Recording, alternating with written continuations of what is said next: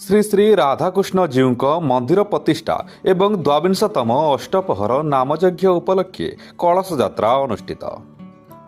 ଢେଙ୍କାନାଳ ଉପକଣ୍ଠ ଭଗବାନପୁର ଗ୍ରାମରେ ଶ୍ରୀ ଶ୍ରୀ ରାଧାକୃଷ୍ଣ ଜୀଉଙ୍କ ମନ୍ଦିର ପ୍ରତିଷ୍ଠା ଏବଂ ଦ୍ୱାବିଂଶତମ ଅଷ୍ଟପହର ନାମଯଜ୍ଞ ମହୋତ୍ସବ ଅନୁଷ୍ଠିତ ହୋଇଯାଇଛି।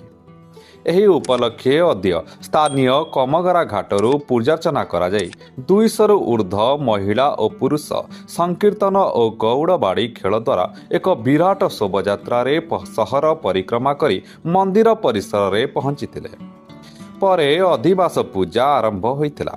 ଗତକାଲି ମଙ୍ଗଳବାର ଅଙ୍କୁରାରୋପଣ କାର୍ଯ୍ୟ ହୋଇଥିବା ବେଳେ ଅଦ୍ୟ ପ୍ରାତଃ 8 ଘଣ୍ଟିକାରେ ଶାଲ ପ୍ରବେଶ, ମଣ୍ଡଳକରଣ, ସ୍ତମ୍ଭ ତୋରଣ ପୂଜା, ଅଗ୍ନିସ୍ଥାପନ, ସ୍ନାନ କୁମ୍ଭାଦିବାସ, ଶୁଭାଦିବାସ ଏବଂ ଅଷ୍ଟପହର ଶୁଭାଦିବାସ ଅନୁଷ୍ଠିତ ହୋଇଥିଲା। ଆସନ୍ତା 28 ତାରିଖରେ ବିଗ୍ରହ ପ୍ରତିଷ୍ଠା ଓ ପୂର୍ଣ୍ଣାହୁତି ଓ ପ୍ରସାଦ ସେବନର ବ୍ୟବସ୍ଥା କରାଯାଇଛି। ଢେଙ୍କାନାଳରୁ ଶୁଭମ ପାଣିଙ୍କ ରିପୋର୍ଟ, RM ନ୍ୟୁଜ୍ 8।